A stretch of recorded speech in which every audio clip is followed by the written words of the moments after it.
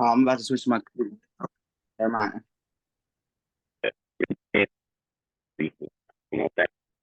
What's up? Can't hear you, bro. You're cracking. Okay.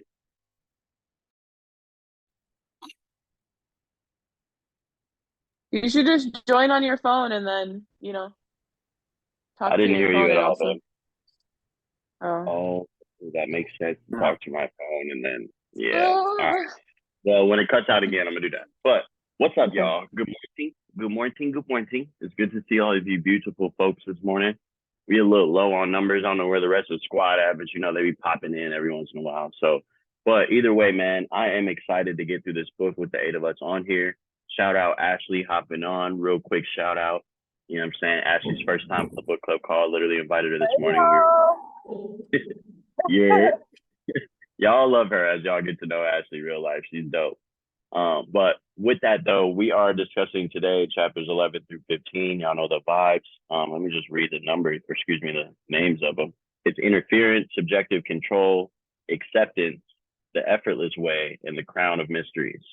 And I ain't gonna lie to you, I'm excited for this discussion today. It's been a crazy week, so I know for a fact that this one's gonna be one of them ones. So, who would like to kick us off today? I'm feeling Austin's LA hat, but you know what I'm saying? So if you're about it, bro, you can definitely kick us off. The hat just made me direct my attention to you. So go ahead, take it away, player.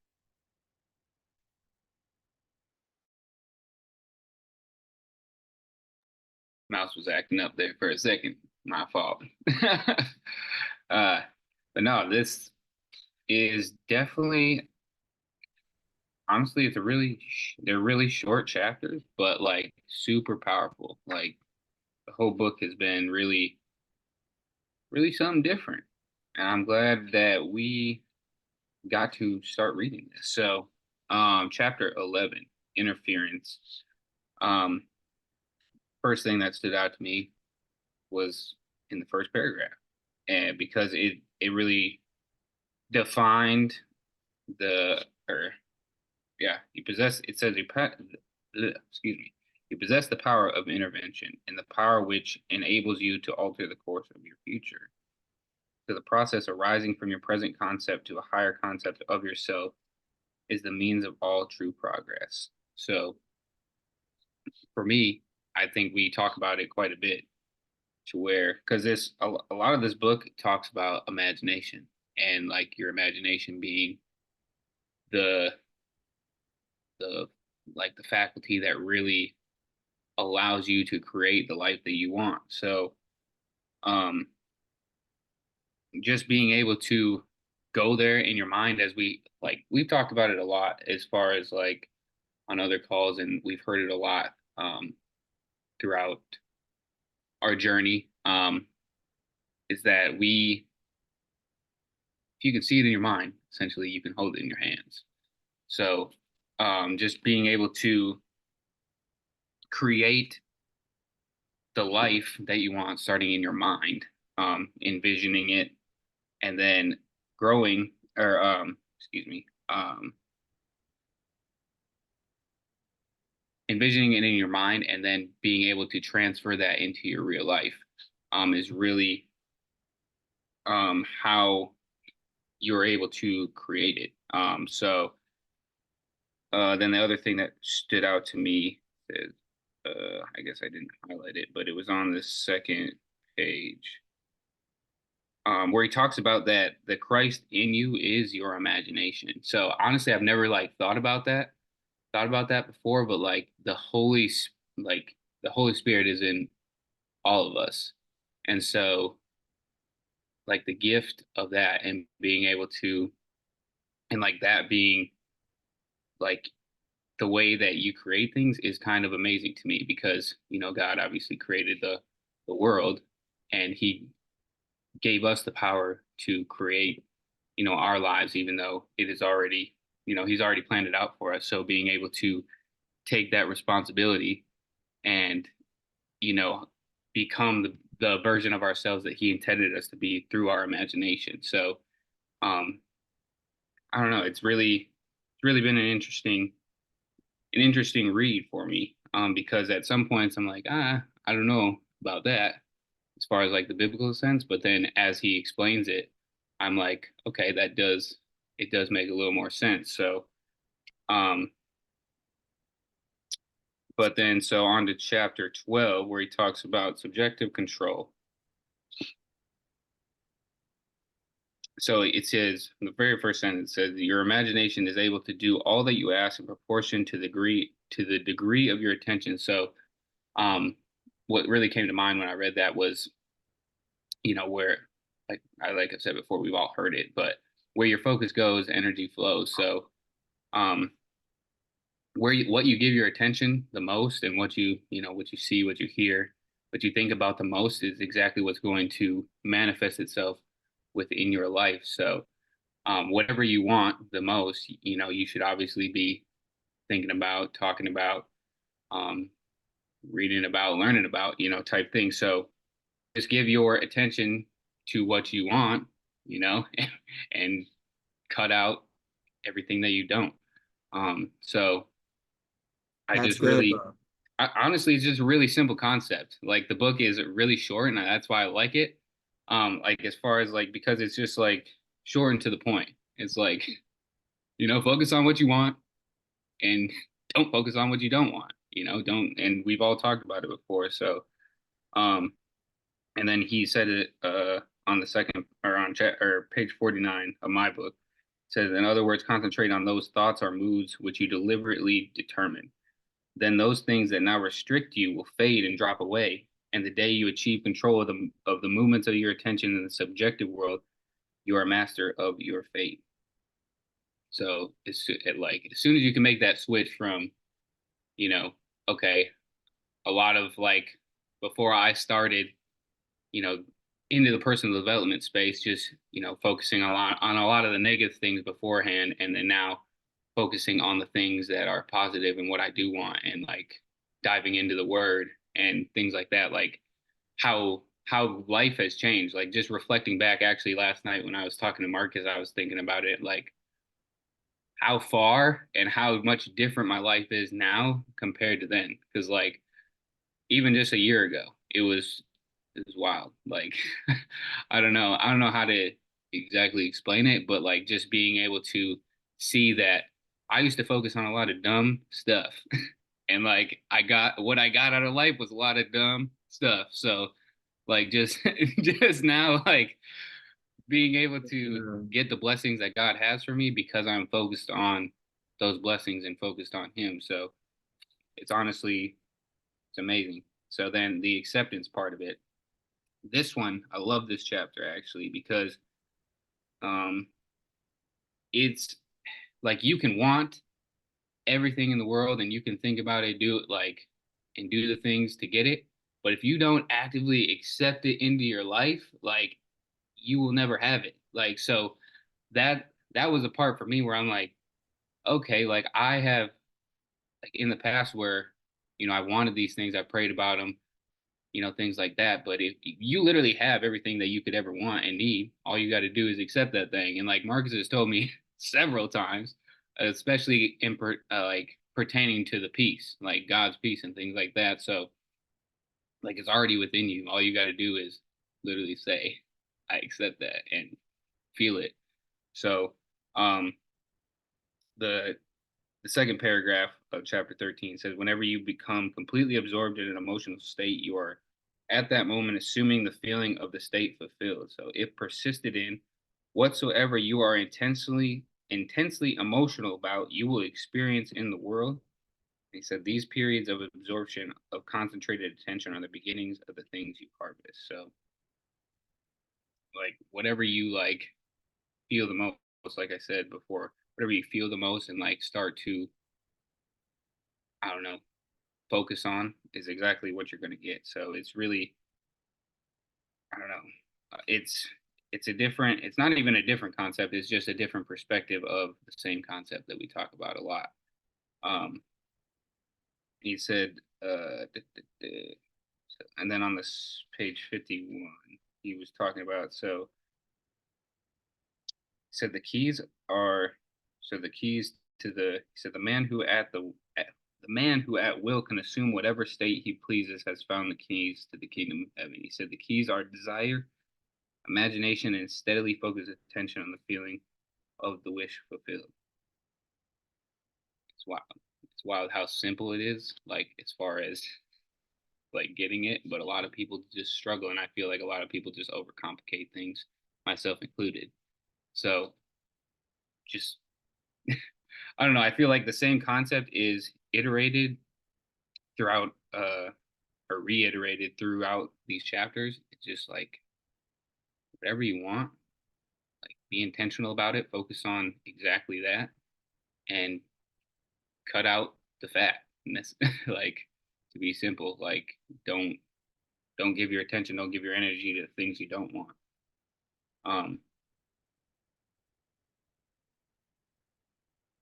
And then going back, it kind of references like the assumption, back to the assumption chapter that we read as well. So he said, assume the spirit, the feeling of the wish fulfilled, and you will have open the windows to receive the blessing. So assume that you already have the thing and act as if it is already done, and you will get exactly what you were wishing for. So, and then chapter 14, the effortless way. So, yeah, I like that on page 54 of my book, it says, it is not the world, but your assumptions that change.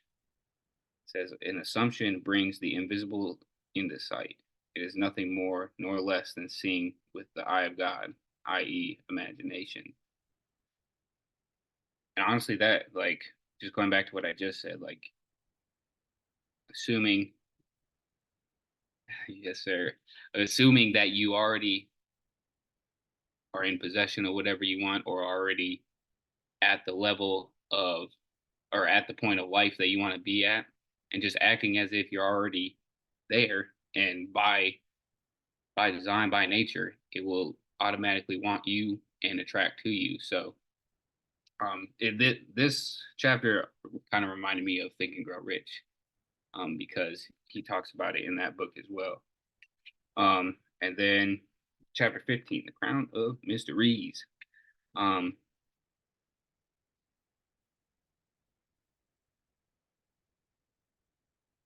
said, assume, the quote, or the first quote, he said, assume a virtue if you have it. Act on the assumption that you already possess. So like I said, this really talks about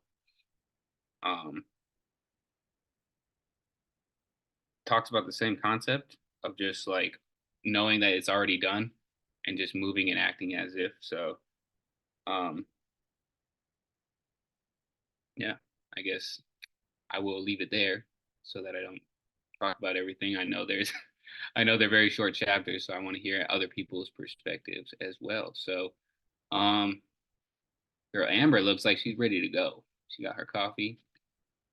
Stay ready to about to get ready. Yeah, that was great insight. Thanks for going first, Austin. So this chapter, super dense, super insightful. Love it. I love the simplicity of it. So chapter 11, interference. Let me pull up my notes real quick. That's chapter 10. You are free to choose the concept you will accept of yourself.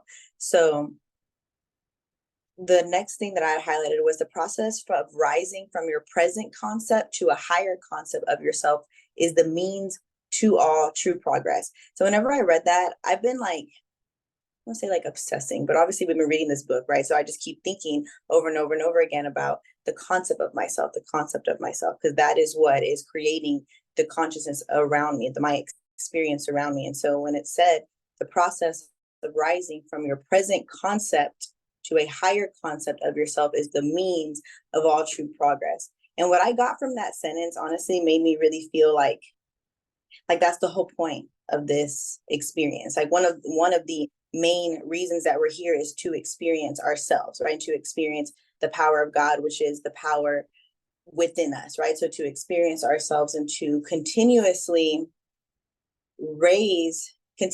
be aware continuously be open to the awareness of the higher concept of ourselves, and then meeting ourselves there.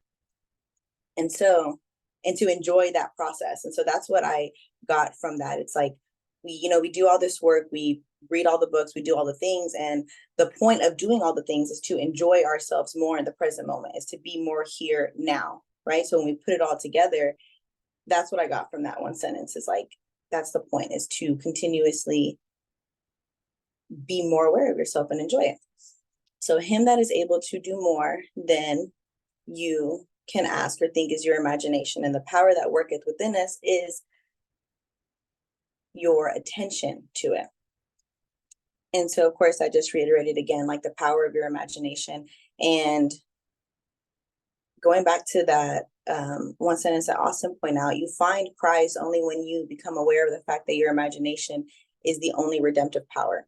And so when I had read that, it just really confirmed a lot of like my relationship to Christ, my relationship to God, and just knowing that, like, it really reminded me of the concept of like forgiving yourself. Like like a lot of people, a lot of us struggle with forgiving ourselves, right? We ask for forgiveness, and then we have to accept that forgiveness of ourselves. And so I know a lot of people who struggle with like a lot of guilt, a lot of things from the past, a lot of these like concepts of themselves that cause a lot of suffering to themselves. And so when it said you find Christ only when you become aware of the fact that your imagination is the only redemptive power, that just reminded me of, you can only do the work for yourself. Like you can only forgive yourself and allow yourself to let that go. Like, yes, we ask for forgiveness and we accept it within ourselves, but that true healing comes from us truly accepting it for ourselves, of seeing ourselves in that different light, seeing ourselves in a different concept of ourselves. And so, of course, at the end, when it said the towers of dogma will have heard the triumphs of truth, and like the walls of Jericho, they will crumble to dust. I really had like a moment. I was listening to this and I really like paused and I just looked around me, and I could see how if I were to practice my imagination, practice a different desire, different concept, a different world, and really step into it and accept it, I could see like the towers, the walls around me completely like falling down little by little by little. And then I was reflecting back on my life where that's happened before, where I've been in a certain place and I was doing the work to imagine, to dream, to create a different world. And over time, seeing how like, oh, the more that I was like about it, the more that I paid attention to it, the more that I just did not let up on that.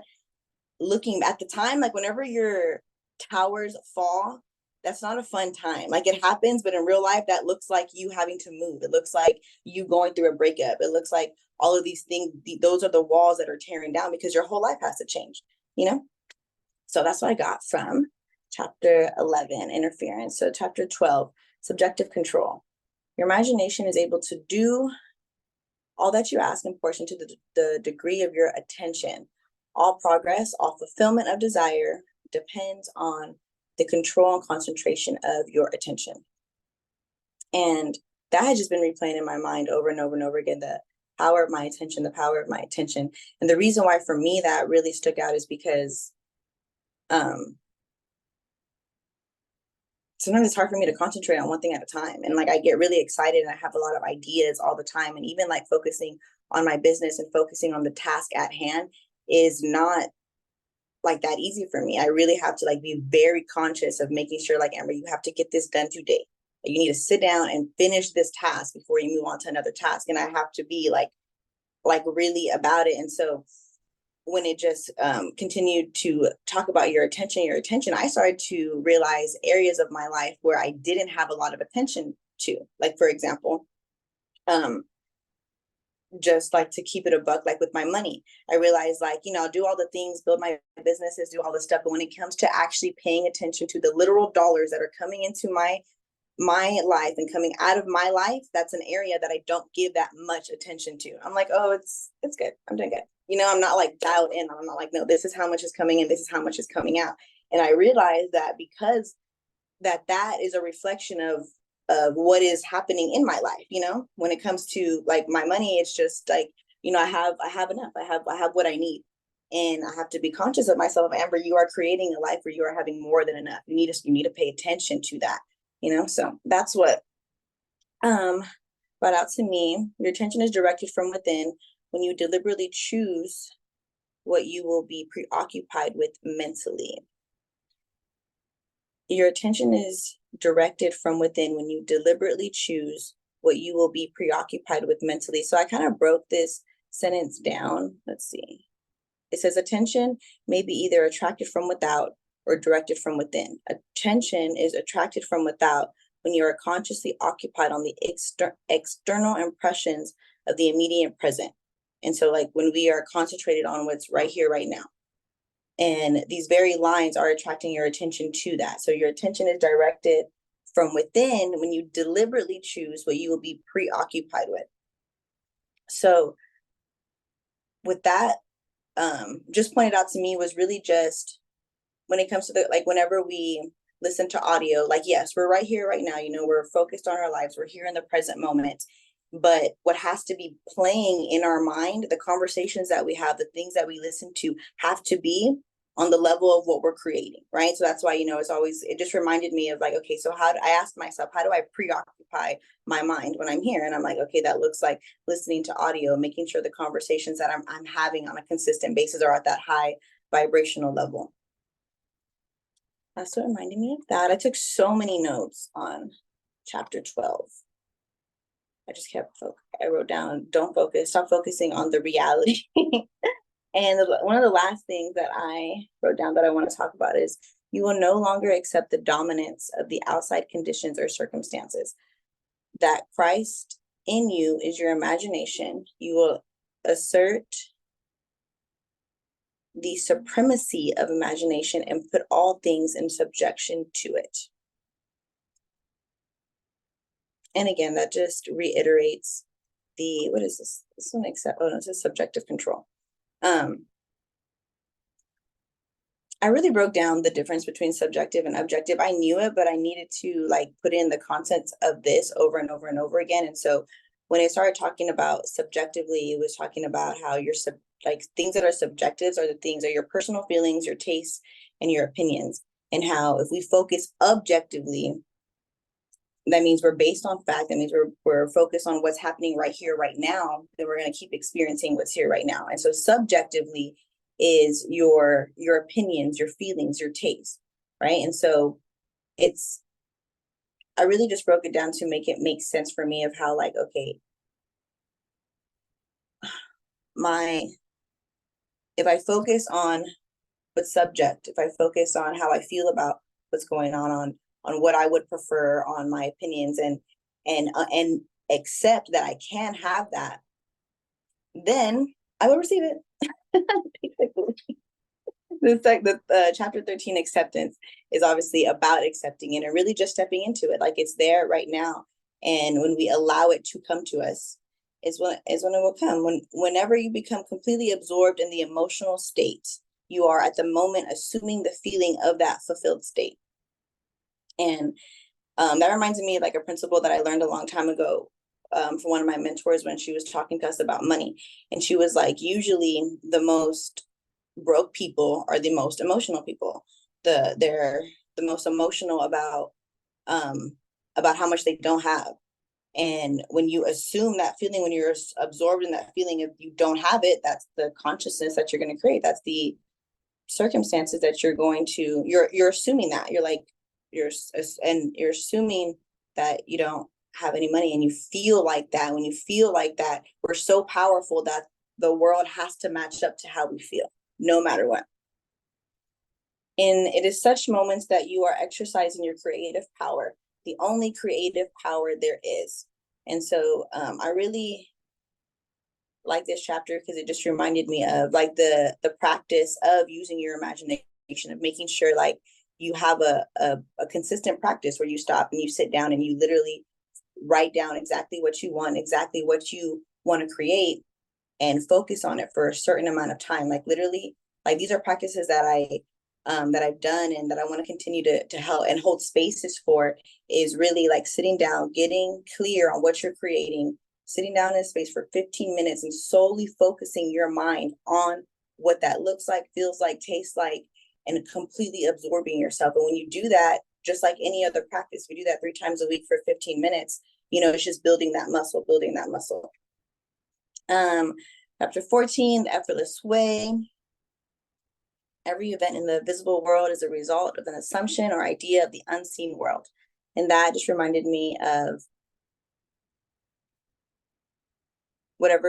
everything that is created in the physical is first created in the spirit. And so it's basically saying that exact same thing. And so that's just something that confirms really a lot of, you know, these practices. And like you said, like you had mentioned like Think and Grow Rich, and there was another book that y'all had mentioned too. And there's so many books that came to my like remembrance whenever I was reading this too. And it's just really cool to see how, you know, it's the truth is reiterated in different ways over and over and over and over again. It all hits different. So that's all I got to say about that, about those chapters. In chapter 15, in chapter 15.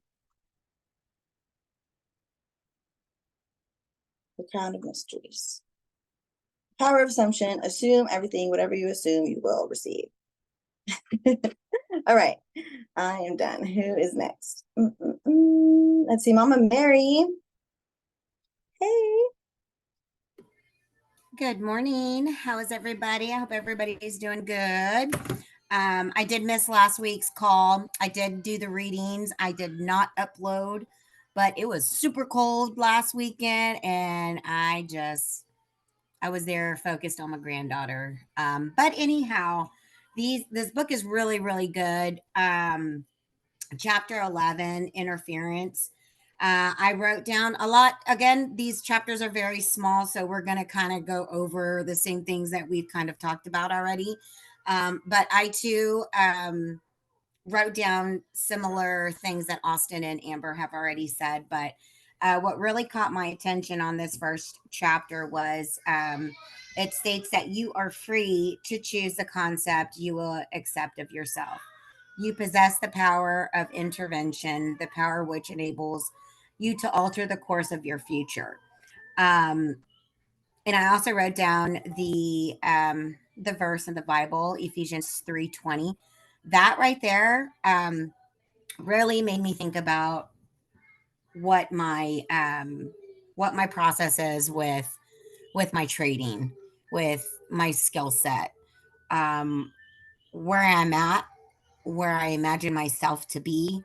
Because in all honesty, that right there is the only main thing that I'm really focused on is my trading. And I believe when I imagine myself to be where I want to be in the next 3 to 5, is definitely in my course, in my like how fast I'm going to get there, because of how I will allow my imagination to put me where I want to be in that amount of time. I also wrote down that to remain attentive to this imagined state, and as fast as you completely feel that you are already this ideal, it will manifest itself as reality in your world.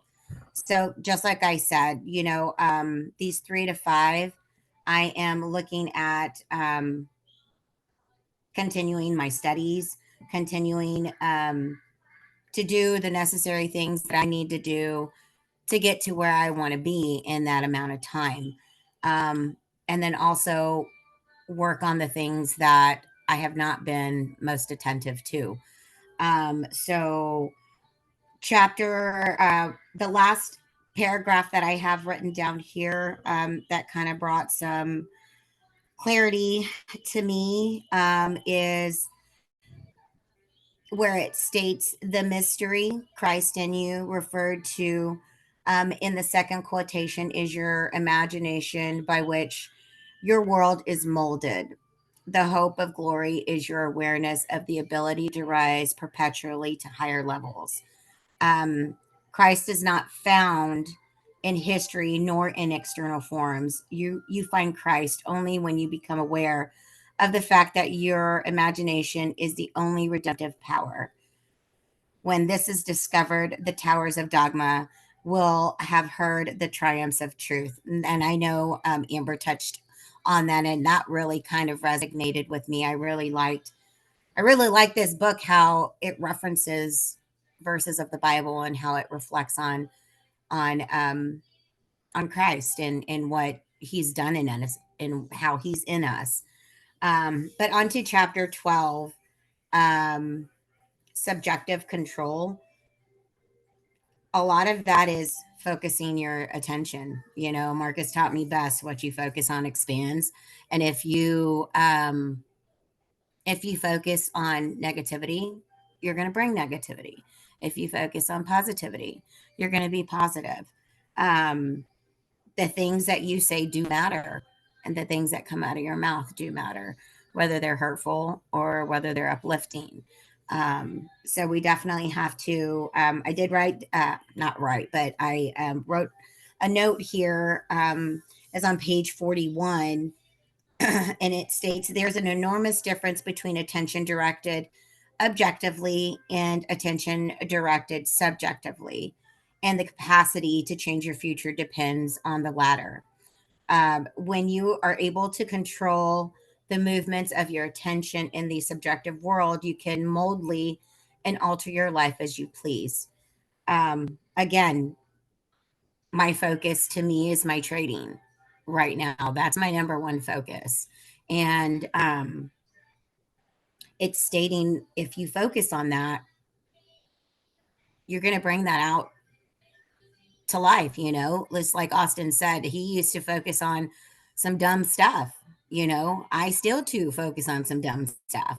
I think we all do at some point. But the awareness that we've learned to get us out of that definitely, I think, saves us, you know. But on to chapter 13, the acceptance. Page 43. Whenever you become completely absorbed in your emotional state, you are at the moment assuming the feeling of that state fulfilled. If persistent in whatsoever you are intensely emotional about, you will experience in your world. So like it all kind of like comes together, and it goes like in steps, and it's trying to get you to accept the things that are being done to you. I don't know. I know like in like recovery, they have that one state, that one prayer. It says about accepting what is. I don't remember the whole thing, but I think you guys know what I'm talking about. I think that goes really well with this chapter, just accepting the things that have been done to you, you know, whether or not they've been good, whether or not they've been bad, and not trying to overcome the situation, because especially if it's out of your control, you know, you really can't. You're going to waste your time and your thinking and your energy on the things that are out of our control. Let's see here. I have on page 45, to cross from one state to the other, you simply extend your feelers, trust your touch, and enter fully into the spirit of what you are doing. Not by might nor by power, but by my spirit, saith the Lord of the host. Honestly, just assuming the spirit, the feeling of the wish fulfilled, and you will be opened to the windows to receive the blessings. That right there really kind of opened my eyes a little bit. I don't know why I'm so emotional right now, but that got me a little emotional. Each blessing is different. It looks different for everybody. And some blessings may be better than others, but that's where the acceptance of where you're at in your life, that the Lord feels that you can accept. Because if he gives you something bigger and you're not ready for that, what does that look like? That's what I get out of that. On to chapter 13, The Effortless Way. Let me see here. I think Amber read this same paragraph. But the effortless way, and it's so simple and so hard in my perspective. The principle of least action, like work smarter, not harder type thing to me. And I've learned that from my mom.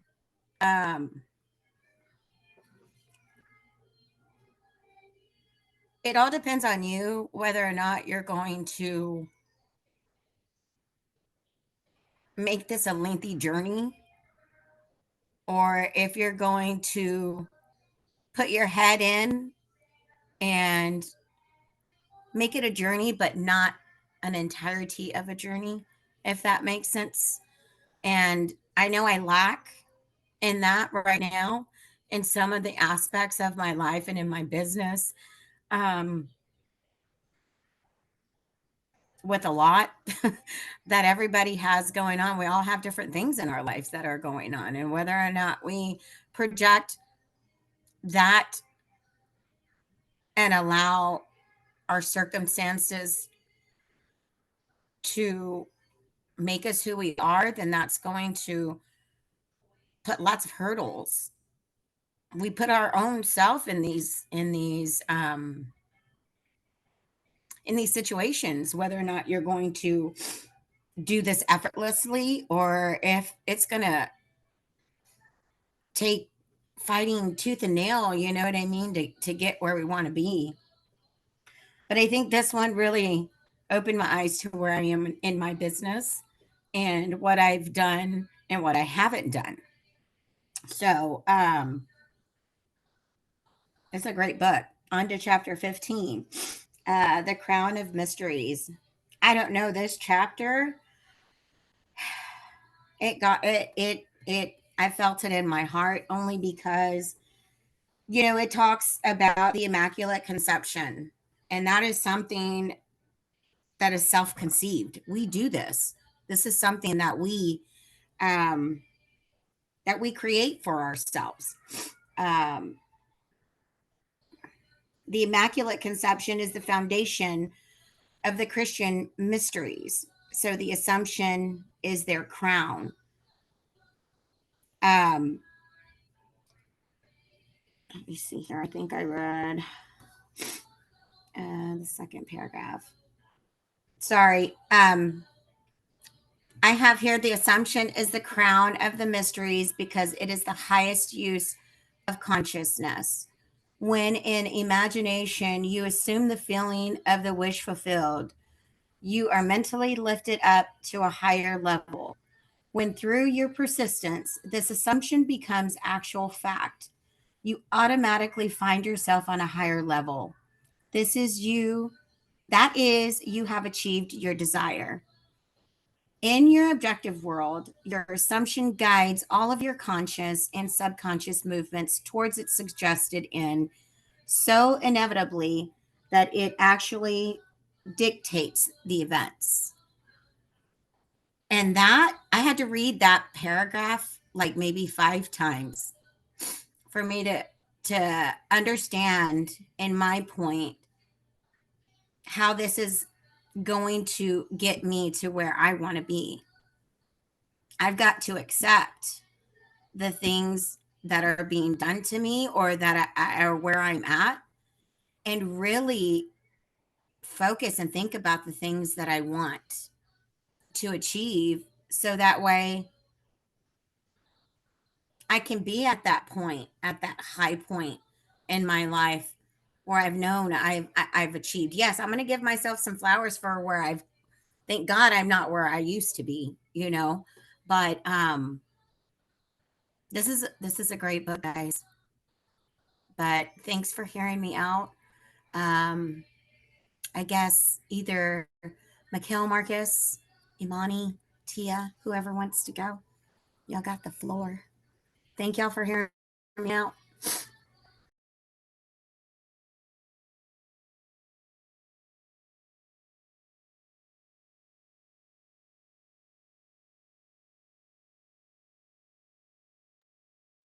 Okay, I'm gonna pick somebody. Like,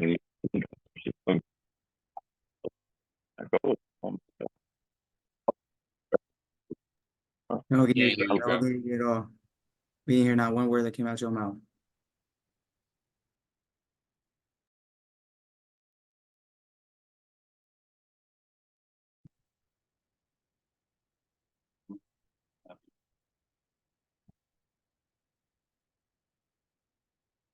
what about now? Yes, you can hear me now? All right, perfect. So, one, I was saying, Mama, I love you, girl, and I'm so proud of you and the process of where you are and the awareness that you're getting and just how you've literally been growing. You don't understand how much I talk about you, like when you're not around. I literally tell everybody and their mom about this woman that's one of my boys' mothers who literally over the last 2 years has had such an amazing personal development journey. It let me know that anybody can literally do this, have a full, complete paradigm shift. And I've literally watched you become a whole different woman than the woman I walked into her home and hugged. And it's amazing. Literally, your whole family, your whole life has changed. You guys have gone through hella storms. You've been resilient, and it ain't nothing but a little pressure, and you haven't really cracked at all. So I'm really proud of you, for real, for real. And you literally have shown that exemplified in your son as well. I literally see examples, even when we have moments of friction, and I watch how y'all just don't crack under pressure. And it's truly an amazing thing. So shout out you for the awareness that you've had all of your life up until this moment, because it's been a continual process. Now you're just aware. But shout out everybody that went in real life. Shout out this book, y'all, because whoa, dang, is something serious. No lie, something serious. As I was listening, as I was literally catching up, because literally my week has been wild. So as I'm catching up reading and listening at the same time, whoa, like you guys honestly are different. And I'm truly grateful for each of your insights. I'm grateful for y'all friendship. I'm grateful for y'all camaraderie. I'm grateful for just honestly the family vibe that we've created here, to the point where we can literally have random people who don't even show their face excited about the next call that they're going to hop on. A space where we can all literally come and grow together. Like, it's just dope, man. I literally have been just taking a very insightful look, especially in the last 24 hours, into the people that I have around me. And I just want to say I'm really thankful for y'all, truly. But when it comes to this book, I'm going to be kind of short, quick, and to the point, and I'm going to just bust down these paragraphs that I screenshotted while I was reading, because it just beautifully mapped out the entire 5 chapters. And honestly, it's literally the keys to a whole life right here. But one said, the man who at will can assume whatever state he pleases has found the keys to the kingdom of heaven. The keys are desire, imagination, and a steadily focused attention on the feeling of the wish fulfilled. To such a man, any undesirable objective fact is no longer a reality, and the ardent wish no longer a dream. Prove me now herewith, saith the Lord of hosts, if I will not open to you, or excuse me, if I will not open you the windows. And that like little piece, I was like, yo, like you literally, I'm gonna go ahead, it'll wrap up. But with that, he said, the Lord of hosts will not respond to your wish if you have not assumed the feeling of already being what you want to be, for acceptance is the channel of his action. Acceptance is the Lord of hosts in action. And that acceptance, that like acceptance of your assumption, to assume a state is to get into the spirit of it. Your triumphs will be a surprise only to you, only to those who did not know your hidden passage from the state of longing to the assumption of the wish fulfilled. It's like, ultimately, y'all, what they are literally saying is the key to faith and the key to unlocking your dreams, as he goes into in chapter 14 and 15, like, is literally assumption. And then what that translates into is action.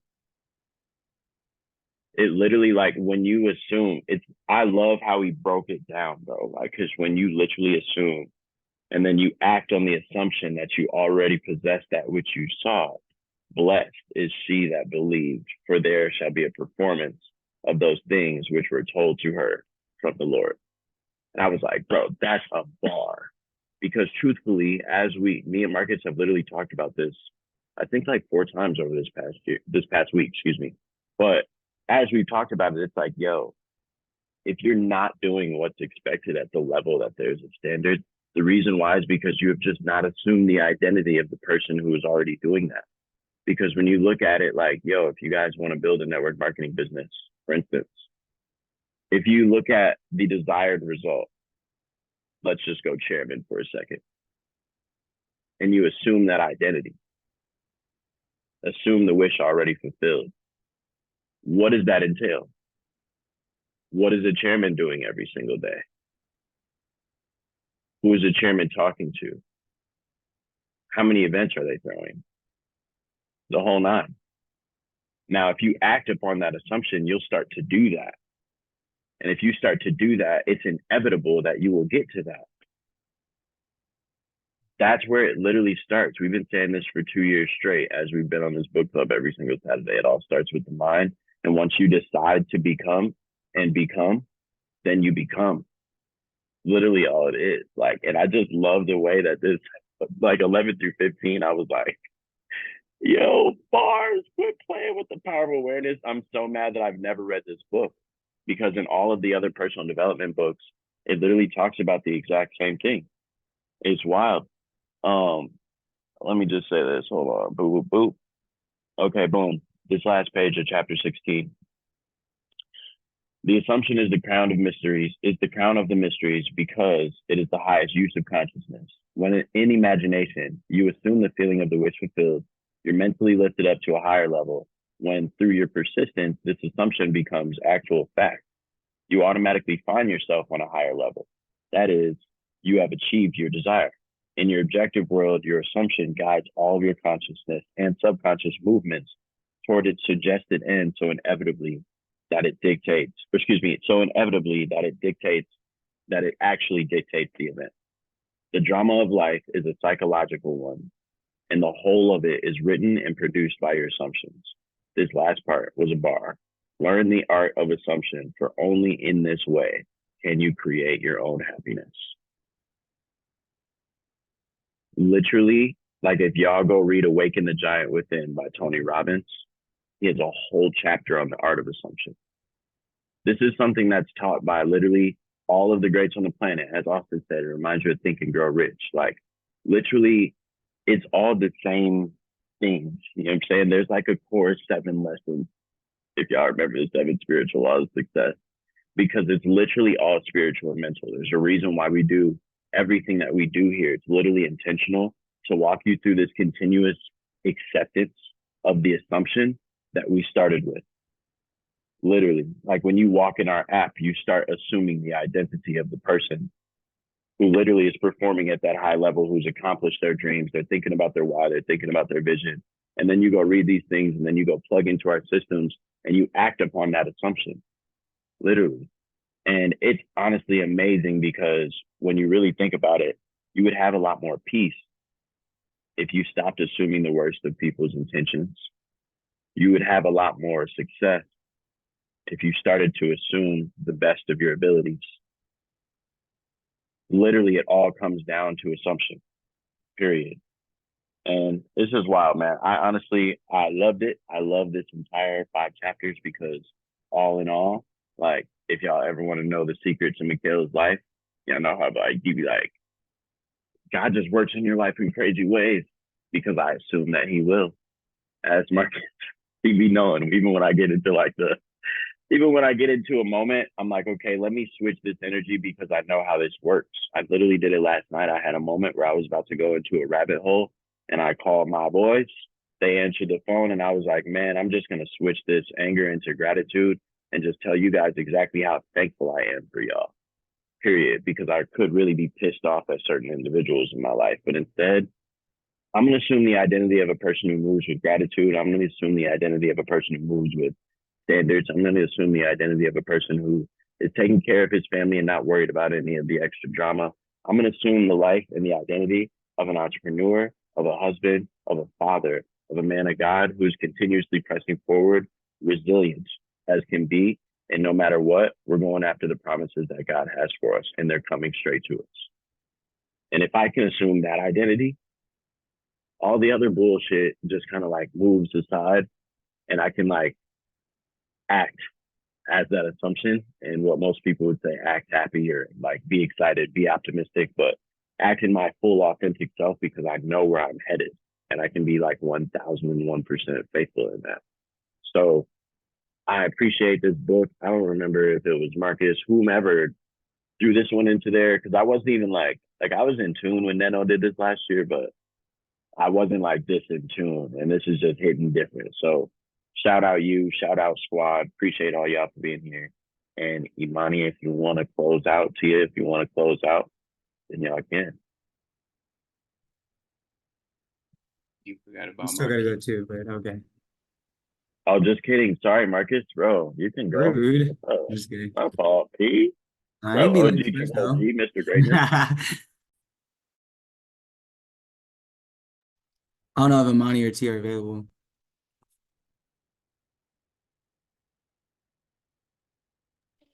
You got it, Marcus. I'm not going. Talk that talk, George.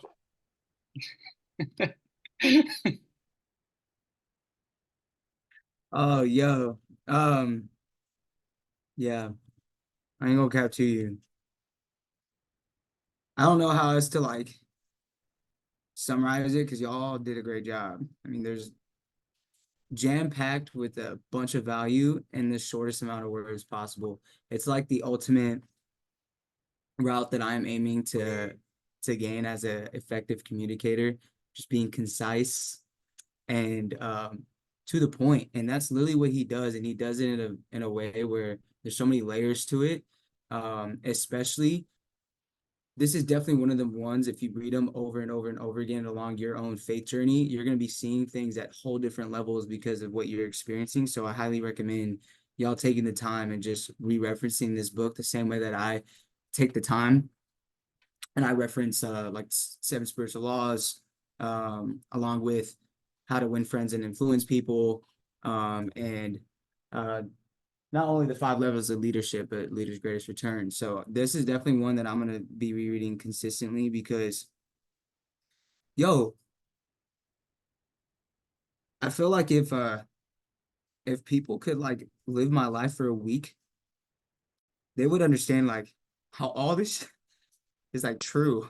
It's crazy because I don't know. Whenever I got back home from Minnesota, it was kind of wild to see how everything has been come together. And I've been honestly dealing with the battle, what he talked about in chapter 12. So I'm not going to cover everything that y'all covered because y'all already covered it and y'all read. So shout out y'all.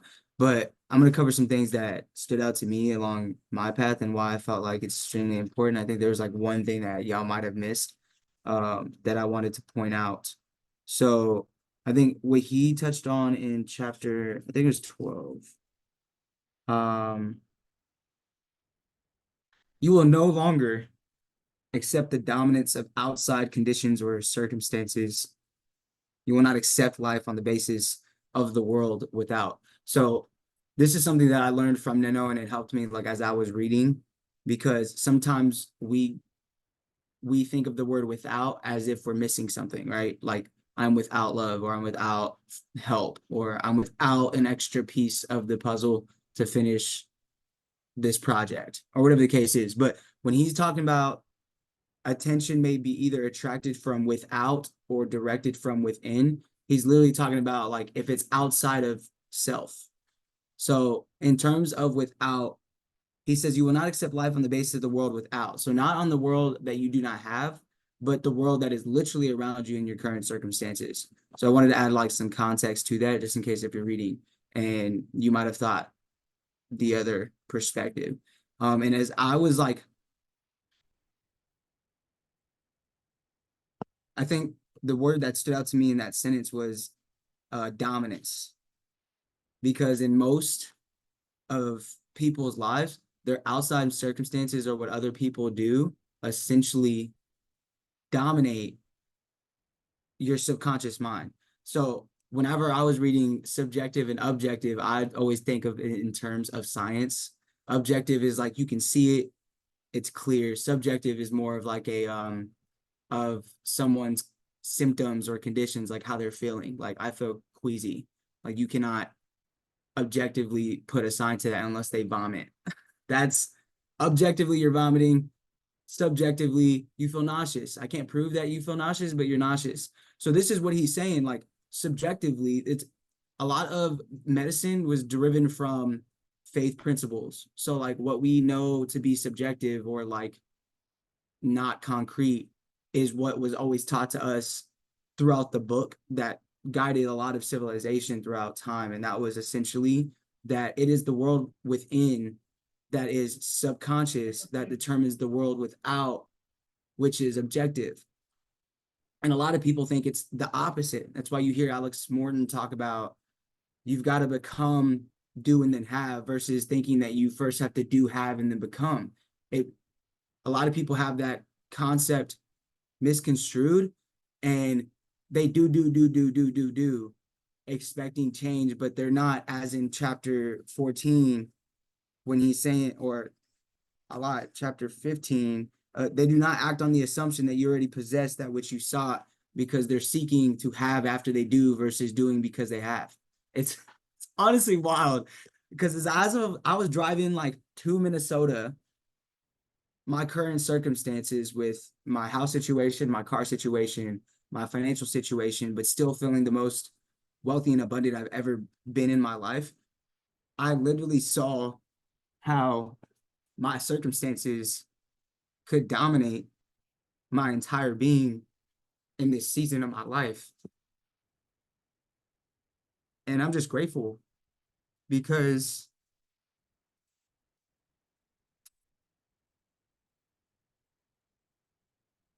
man, when they say going after the life of your dreams is going to be the most difficult thing you ever do, they are not capping. And I just thank God because if it wasn't for my faith, I don't know where I'd be or what I'd do or how I'd still move because it made no sense in the secular world for me to go to Minnesota. Like my dad, high key, was like about to be livid because I asked him to take care of my dog. He was like, bro, what are you talking about? And then coming back, having a conversation with my mom, I think Mikhail touched on what I really wanted to touch on was this bar, and I'm just going to repeat it because it's worth rehearing again. The man who at will can assume whatever state he pleases has found the keys to the kingdom of heaven. The keys are desire, imagination, and a steadily focused attention on the feeling of the wish fulfilled. To such a man, any undesirable objective fact is no longer a reality, and the ardent wish no longer a dream. To such a man, any undesirable objective fact is no longer a reality, and the ardent wish no longer a dream.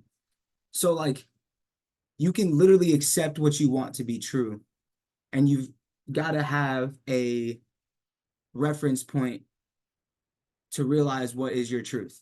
So for me, my reference point is this book that a lot of people reference but don't really read. For a long time, I was that person, and I was living in a settled life, and I was comfortable, and I wasn't really ever fulfilled. And as I started recognizing that all I care about most is what happens when I'm gone and what happens to my people when we're gone. Not just for those that are left here until Judgment Day, but more so for everybody in the eternal, because right here, what we have, everything around us is here 1 second and gone the next. Everything that's been created, as the book talked about in these 5 chapters, has already been created. And it's going to be gone one day. And the point of the fulfillment of what you're doing, in my opinion, and in my belief, is nothing else but faith, not by might,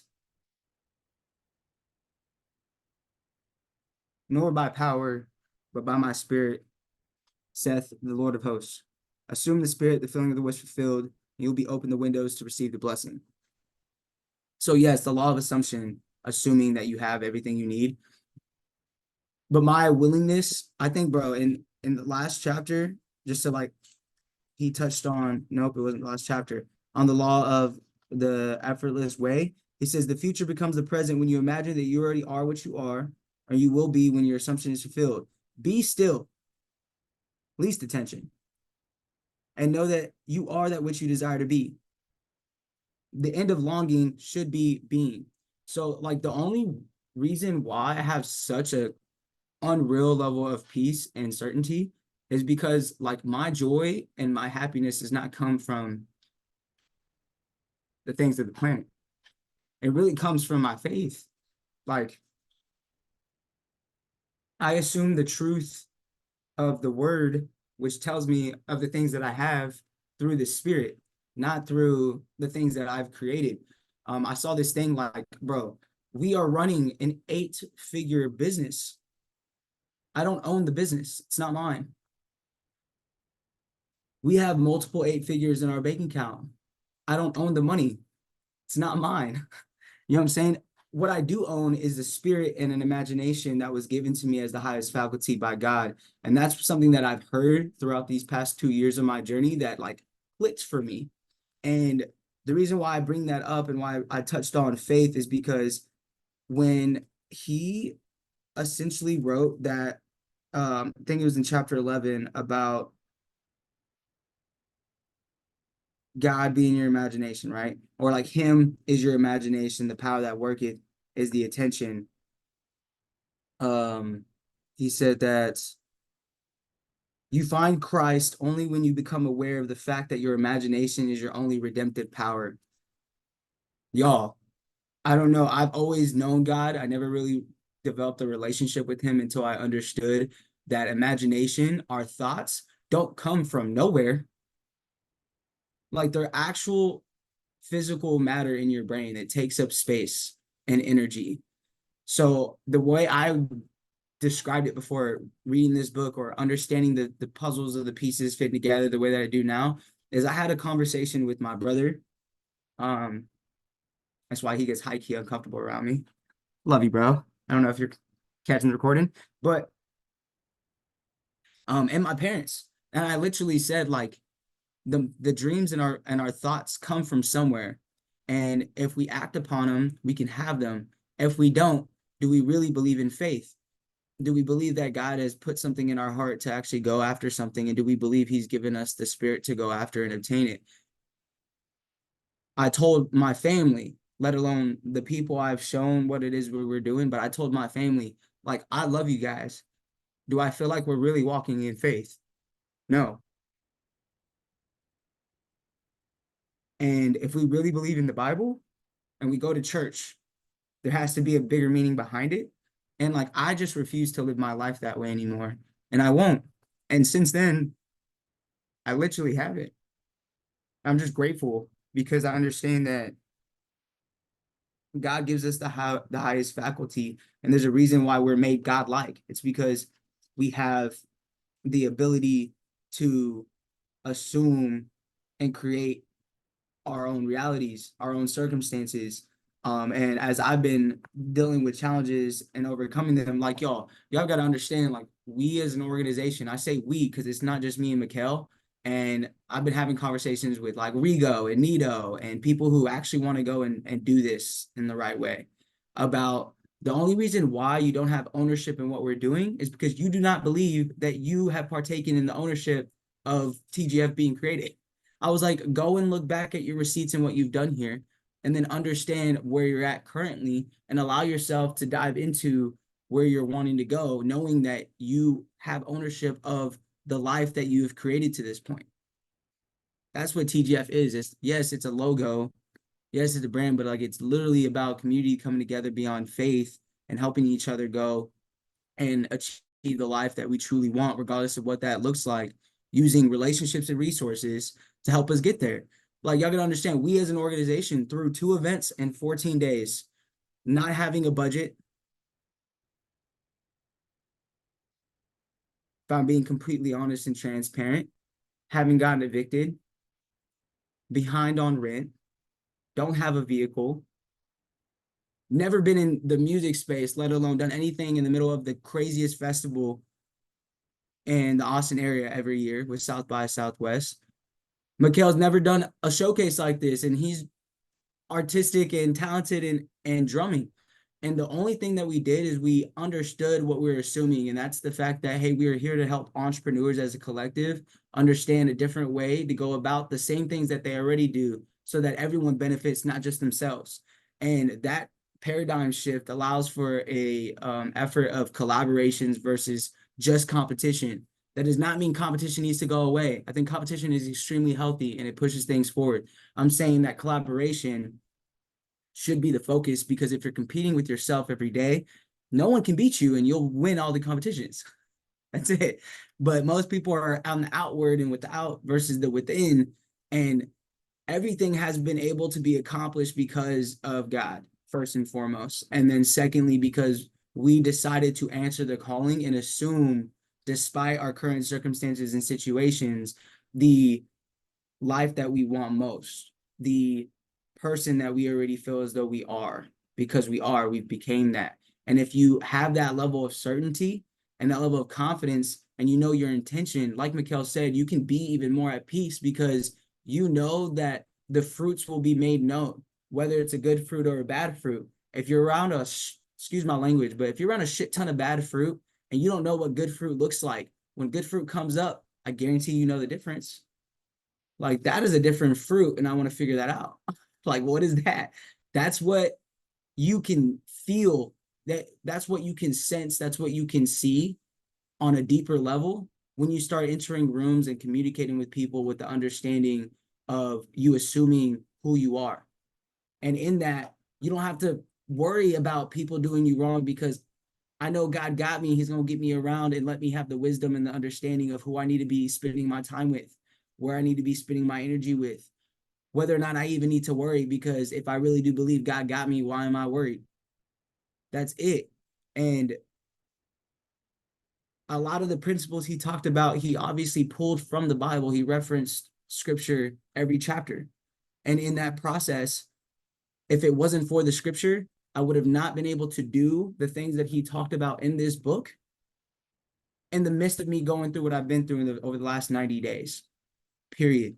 I told Rigo my goal is always to not just tell y'all, but show y'all exactly what the lessons that have been told and shown to me.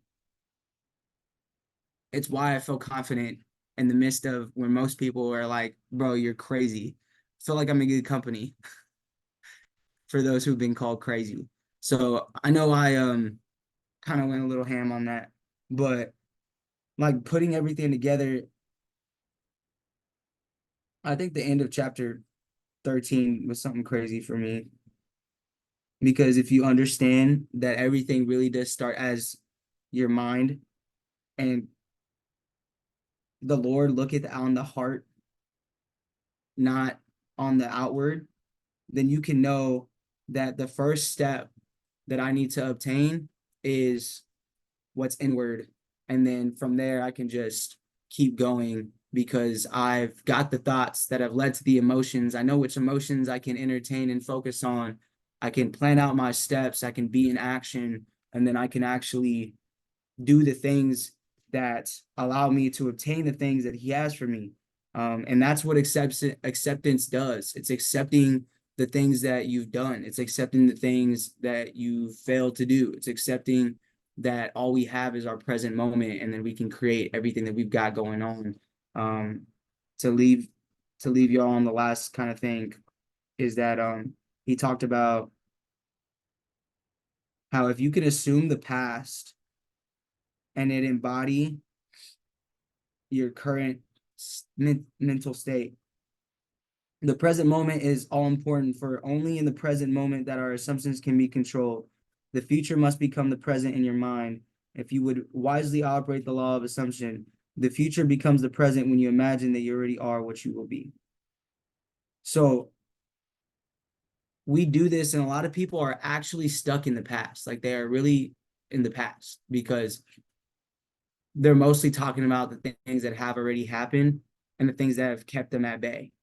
And because they're thinking about more of the past than they are of the future or the right now, their emotional state is literally putting them where they once were. And they will stay there. They really will. So if you're mindful of that and you catch yourself it's good to reminisce and it's good to recall on the memories, but it's being mindful of, I am no longer there. I'm here right now, presently, and I will get to where I'm going because I've assumed it today, right now, regardless of what I'm going through. So, yo, blessed is an understatement. Shout out Austin's shirt. Too blessed to be stressed, man. And I don't know, man. I call me wild. And I gladly say this to a lot of people's face who do not think otherwise. But like all you really need is faith. It's all you really need. And if you can fully believe that truth, assume that truth, and walk in it, it doesn't matter what you're going through or what challenges you're facing or what high you're experiencing. The faith will anchor you and it will allow you to actually do the things that lead to the fulfillment of not just your desires and your dreams and your goals, but the purpose and the calling that God placed on your life. So I love y'all. Thanks for coming to my TED Talk. Nah, I appreciate y'all listening in because that's how I connected all the dots throughout the chapters. But Imani girl, I don't know if you vibing, but if you want to touch on anything, let's pop in. That's good. I'm half dead. I didn't even do nothing last night. I'm still half dead. Okay. All right. So everybody touched on everything, and everything is everywhere all at once, and it's all the same. We're all the same. It's crazy. Anyways, so because I'm still half asleep. No, I'm just kidding. I'm not half asleep. But I did want to tell y'all, like, for real, with this book, it has definitely opened my mind to so many things. Like, yeah, definitely the power of acceptance and imagining the wish fulfilled and assuming that it's already yours. So there's not really much to go over, except I will say the way that this book has been having me feel lately is I have like a deeper appreciation for the present. And at first, it always comes down to like how you say, I don't even know who said it at this point, but the action. I think you said that, Marcus, where it's like, or Mikhail, I can't remember, but it's like it's like we're assuming that if we do, then we receive, but that's not how it is. So it's like all these action to get us to this place that we see ourselves at. It's so much better to just already know that we're there and coast and let the ride happen. You feel me? And I'm not saying coast to where we're not doing nothing, but it's more so like I have that appreciation for the everyday now. Like doing these calls, being in like a group and a unity and having like a community, a strong community. Like I have all these goals that I know is already mine and I see them and I'm living in them every single day. And what can I do in the in-between time? Like it hasn't incarnated physically just yet, but it's here. So I'm just kind of waiting around and just like, you know, waiting for the day where I see the things happening. And so the thing is like that future that's already mine, I don't need to worry about it. So what am I going to do in my free time? Like that's been real powerful for me to enjoy everything around me, which is also another version of me, like nature. I just told myself yesterday, like, I am nature. I love nature. That's my jam. Like, I love being outside in the trees and everything. And I can appreciate it more because I know that, like, this journey is so it's vigorous. There's so many aspects to living, so why not enjoy the time that we all have together and share? Like years ago when I was living, y'all, I used to live in the hood in freaking LA and Gardena, California. I've seen things that y'all couldn't imagine, that like with my attitude, that I'm able to keep this like still positive attitude. So like my appreciation for my community, like y'all are my community. This is like a real big part of my new life. And I had imagined all of this stuff 4 years ago when I was going through it. I'm telling you. one day we'll catch up on that. But like some of the things that I used to endure, I never thought that I could be in this kind of place. So now that I'm here, like I've been able to slow down and really see everything for what it is. So I'm very appreciative of the journey. And like high key, I'd rather enjoy the journey than get to the destination, because it's like once you get to the destination, it's like, yay, we're here, we made it. Okay, what's next? You know, so like it's really important to me to like keep those assumptions, but also be in the present.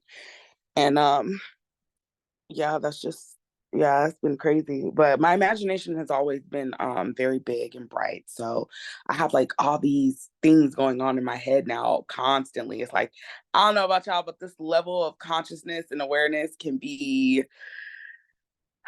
like it could be trying on the soul. You feel me? Sometimes I just want to Oh, scream. big facts, girl. I would love to dive into that. No, that's real freaking life, bro. It's like a double-edged sword if you don't know how to use it. Yes. Real talk. It's like the ignorance is bliss is such a real thing. It's like you can be in complete bliss, not knowing anything.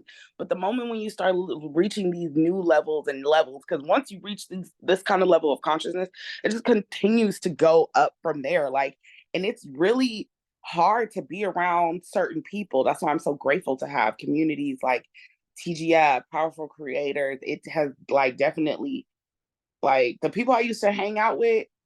I either was always on drugs. I mean, I was with them. I was on drugs back then too. But like now, like once I grew out of that habit, you know, everybody was always drunk. Everybody was always on drugs. Everybody was like gang in a gang or in and out of jail. Hella baby mamas, hella drama. And I'm like, damn, where was I? I wasn't in a happy place. And so now I'm just like, I'm so grateful. Grateful is like beyond my comprehension. And like, I don't know, y'all don't know, but my name means faith. So I'm like always walking in faith. I think that's why my name was like meant to be Imani, because like having that faith is real serious to like go through this life and not want to scream every single moment. So I do want to let all of y'all know that like I had recently did like an anger release, and I found it to be very, very helpful. And I think all of us Austin people and all y'all Minnesotas should do it in two separate parts, where we go do like a big group activity and let go of some anger. So it's for me, it's like a real spiritual thing where we pray and we really get into the intentions and we go do something to let off like this steam, because a lot of the things that we go through, I get why it can be frustrating and it can make a person angry. And it's like, let that go. Let it out. Let it out. It's okay. Rage room vibes. Exactly. Rage room. Paintball shooting. I don't axe throwing. I don't think axe throwing is enough. I really want to break some stuff and like just let it all out and like actually say what is making me angry. Thank you, Tia. I'm telling y'all, when I did it, it felt so good. The next day I slept all day because I had decades worth of anger, valid reasons for anger, y'all. I'm serious. And letting that go has helped me so much. I have a lot of layers of deep rooted anger, so I need to keep doing it. But I think it will be a fun activity because, like, you know, to be in the space that we're in.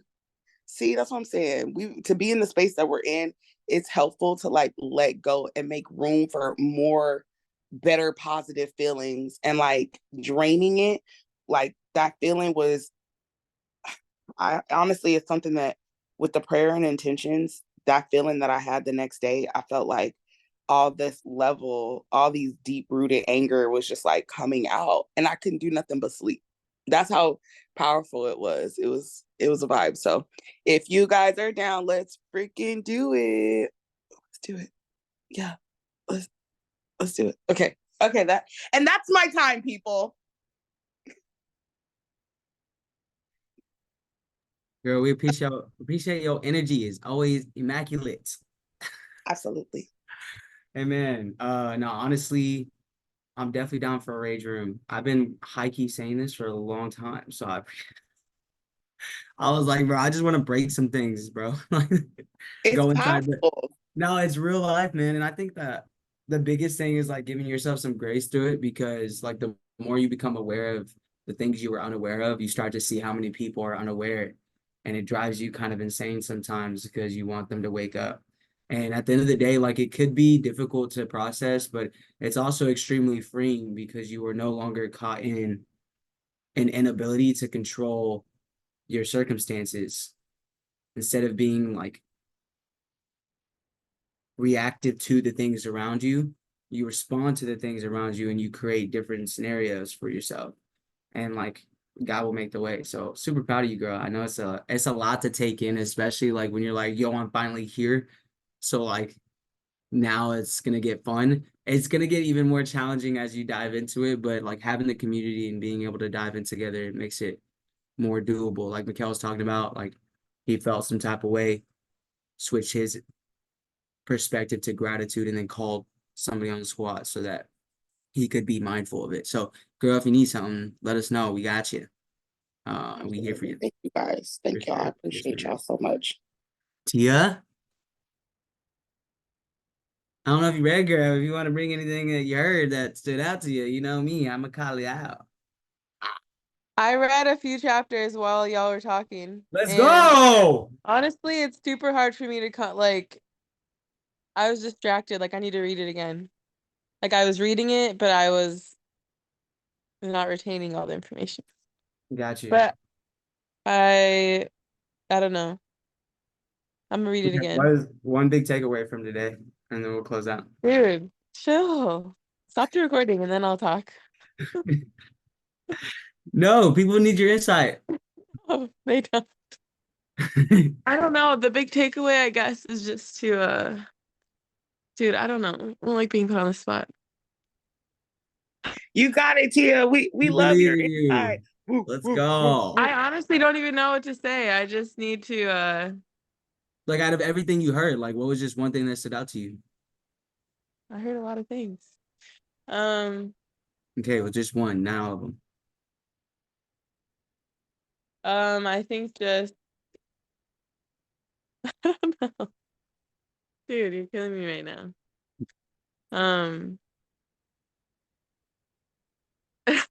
Imani. I don't know. I think I just need to reread and come back. I don't even know. You're making me stressed. I'm sweating. To be fair, I read all five chapters like 5 times, and for it to stick Really? in my brain was like, y'all, It's I really couldn't hard. do it. I listened to it all of them 5+ times, and I'm just like, what the hell does subjective and objective mean? Like over and over again, bro. I couldn't, and it's Nah, I still feel not that. sticking. Hey, Like, I'm sometimes not gonna though, lie. if you No, that's the reason for the book club, though. You know what I'm saying? Like, literally, like, get what you can and then make it to Saturday and tune in, because Yeah. even what she just said, Marcus literally went over. You know what I'm Which saying? Like, he part? literally That's how went I over the learned. difference between subjective and objective. You know, so like, Mhm. literally, I know that sometimes, like, having book club, it feels like, okay, I gotta read, I gotta understand, I gotta come with the sauce on Saturday. But like, no, like, just read and understand exactly what you can. Come to Saturday to gain a new level of understanding so that we can all mastermind and literally talk about it. Because even if the book club goes a freaking hour and a half long with 6 or 8 of us on here, like, it's okay. We're gonna take the time because it's intentional time that we're taking to learn and get better and grow. But if we don't take that time to like even try and read it prior to, then you're just participating in some more talks like you have every other day. You know what I'm saying? That literally the difference and the intention lies in just reading. Like, cause sometimes y'all, I ain't gonna cut, this book is different. My ass even be having to read it a few times. You know what I'm saying? And so it works because I be reading it while we're listening to music in the mornings on Saturday mornings. And then I finish up the reading as we're all talking as well. So I'm able to like gain an understanding from y'all as I'm reading. But I'm a drummer, so my brain works like that. You know what I'm saying? I can hit a hi-hat and a snare at the same time type of vibe. So with that, it works for me. But literally, like, you just gotta find your rhythm on how to actually understand and like cultivate your journey in personal development. And this has just been a space to create so that we all can come together.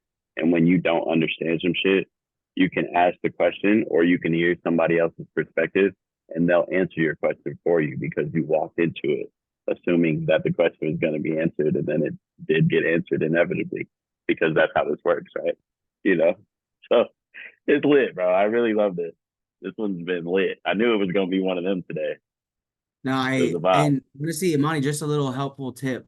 If you come across a word you really don't understand, like take a second and disconnect from the book, open up your phone, go to the web browser and type in Google the definition of the word you're looking for so that you can actually like every word has Oh, I meaning do and that you'll be able to have a deeper understanding. So like, for example, on page 54, just to wrap this up, okay, it says, translate your dream into being, perpetual construction of future states without the consciousness already being them. That is, picturing your desire without actually assuming the feeling of wish fulfilled is the fallacy and mirage of mankind. It's simply futile daydreaming. So I've heard futile a lot from a lot of people. And like even while Mikhail had said it again, I was like, let me just look this up and make sure I remember what the word means. And futile means incapable of producing any useful result. It's pointless. So what he's saying is if you don't already like become while you're thinking about what you desire, you're simply pointlessly daydreaming and you're not going to get anywhere. He's saying Literally. instead, translate your dream into you already being there so that everything that you're thinking about is not pointless. It actually drives you to where you're going. So y'all be mindful of that part as we move forward. But high key definitions be saving my life. And I learned that first through college. And then second with Mikhail reminded me to do something that I need to do on a continual basis. So it just helps with understanding. The more you have a deeper vocabulary, the greater you can actually create your life because you have a deeper understanding of the world. That's it. At the beginning, there was the word. And at the end, there was a word and there was always the word. So if you have the word, you know it's good. That's all. But anyways, I love you guys. Tia, I'm proud of you for just unmuting yourself and giving some energy regardless. You know what I'm saying?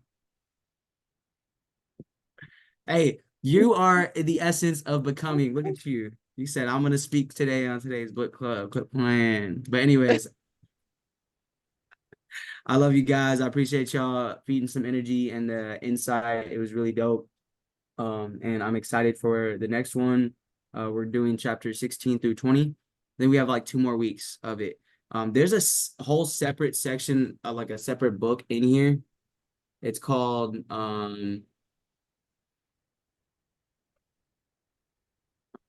Awakened Imagination. Yeah. It's on the front So cover. this is not, who is your imagination? Thanks, bro. I Anyways, don't think we have that. Is that We don't after have it. 27? No, 27 is the last of the power of awareness. So that's good. Yeah. I was just saying, We if you don't have have that this online book, if you don't have it. don't feel like you have to read the entirety of the book. I recommend reading that other book that he has combined in this one, just because it's good. What's the word I'm looking for? Additive material. I don't really know. But in that Conclusion process, to the reading. yeah. Supplemental material adds to it. It's not necessary, but it's nice to have and it's better to have it with and without. But anyways, I appreciate everybody. Y'all remain powerful in your awareness and we'll see y'all next week. Much love. Happy Saturday, y'all. Happy Saturday.